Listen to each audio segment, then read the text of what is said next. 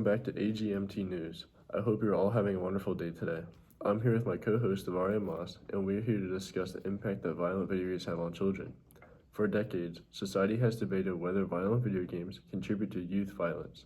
Senator Joseph Lieberman famously described violent video games as digital poison. In the article titled "The Impact of Degree of Exposure to Violent Video Games, Family Background, and Other Factors on Youth Violence" by Western Michigan University and Stetson University, there was a study conducted on whether or not violent video games contribute to youth violence. The study used data from Delaware School Survey, an annual survey of 5th, 8th, and 11th grade students in Delaware public and charter schools. Students were asked to identify with one of the following racial and/or ethnic groups: non-Hispanic white, 49%, non-Hispanic black, 21%, Hispanic, 18%, or a combination of racial and ethnic identities, 12%. Furthermore, males, 49%, and females, 51%, represented almost equal proportions of the sample. According to the bivariate cross-tabulation results, in terms of the proportion of students who hit someone, both males and females who played violent video games more frequently were more likely to report doing so. The same was true for group fighting, although the correlation was only significant for females. According to the results for the regressions predicting male violence, beginning with hitting someone among 8th grade kids, there was a strong effect for violent gameplay, with the more violent games a person plays, the more likely they were to hit someone. This effect, however, was relatively low, explaining only 2.8% of the variance. The 11th grade results were similar but not identical to those of the 8th grade. Again, violent gameplay was a significant predictor of aggression, but it was quite weak and lost significance after controlling violent media tendency.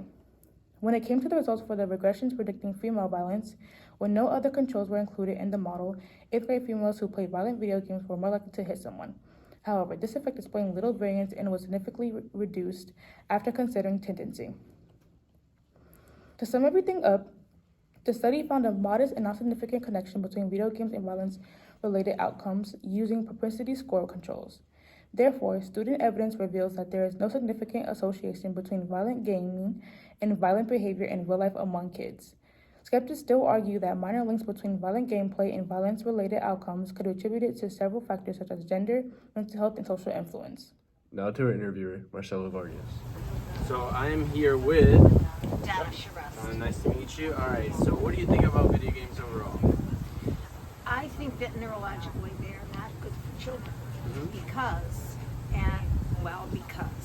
when the brain is developing when children are young, the patterns that are forming within the brain with the nerves are not strengthening the patterns they need to have, because like reading and that type of thing, like with sports, you strengthen what you're trying to do by doing it repetitively. And if you're on the computer all the time, you're not neurologically strengthening what you need to have children do because of reading. Okay, so then let me ask you again the same question, which is, what do you think about children playing video games? But as in, do you think they should have limited access to it? Limited access. Okay. And then the last question would be, do you think that overall video games do have a negative impact on children's mental health and like behavior? Violent ones, yes, but I feel that the younger generations, and I have children and grandchildren, the younger generations do not learn to communicate the way they need to communicate because they spend too much time just doing that. Okay. Thank you so much. I appreciate it. So my name is Marcelo. I'm here with Bill. Bill. Nice to meet you, Bill. Great. So I just had a couple questions. What are your opinions on video games overall for the general?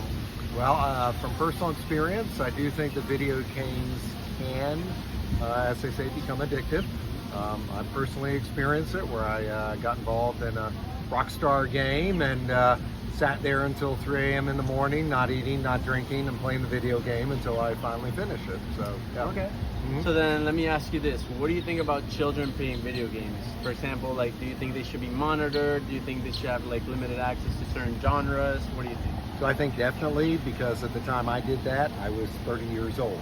And look what it did to me at 30. So I think definitely children being impressionable should be monitored and should watch, how violent the games get and such like that, because I do believe it can desensitize you. So then how you are saying they can be addictive and bad for children, then let me ask you the last question would be, do you think like video games can affect the children's behavior, as in like make them more violent or make them just different types of behavior?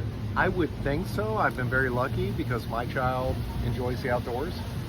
So he didn't get too caught up in video games, and the ones he did like were racing games and such. But I could certainly see how it could, because especially if they're playing it so much that they're not getting sleep, they're not getting good social time and things such as that, I could definitely see where it could change their behavior. All right. Thank you so much.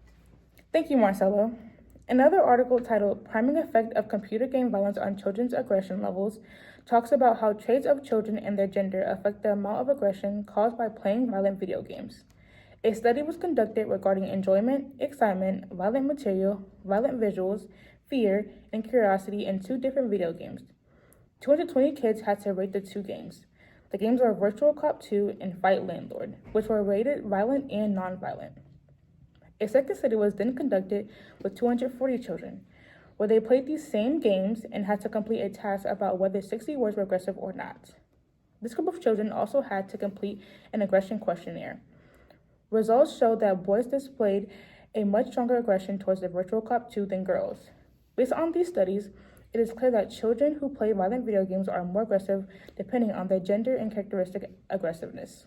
To sum up the source, this specific study explains how violent video games cause violent behavior in children. However, this violent behavior can have different extremes in different children. Girls in this study were less likely to be aggressive while relating these games. On the other hand, boys show how aggressive. To sum up this source, this specific study explains how video games can cause violent behavior in children. However, this violent behavior can have different extremes in different children. Girls in this study were less likely to be aggressive while rating these video games. On the other hand, boys show more aggression while playing violent video games, as they develop these thoughts and emotions that can negatively affect their behavior. This source shows that there are certainly links connecting violent video games to children's behavior. Hello, I'm here with Ryan. And then Ryan, I just wanted to ask you a couple questions today. So, what do you think about video games overall?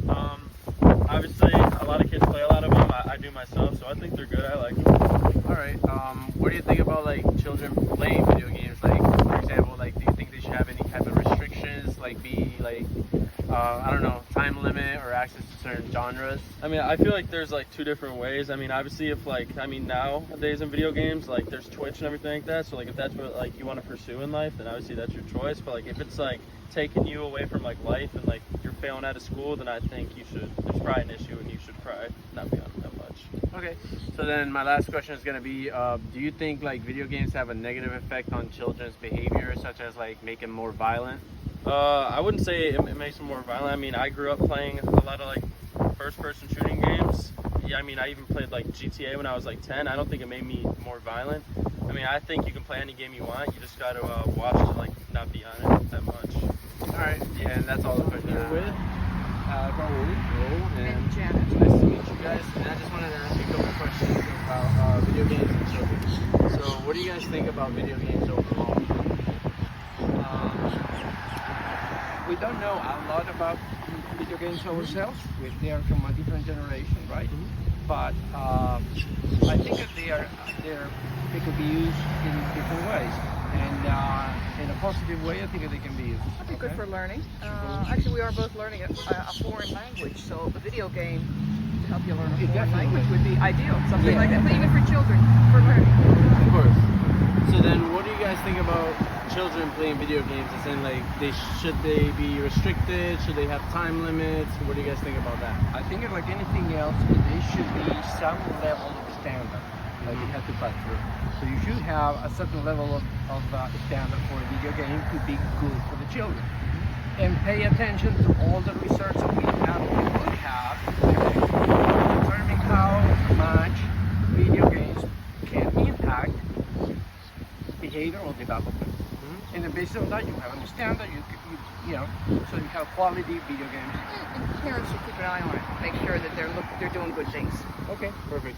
And so with that said, the last question is going to be, so do you guys think video games affect children's behavior or make them any more violent than they already are? Or Well, the question is, it depends, I think. And that brings back to my former thing of the question, of the standards, right?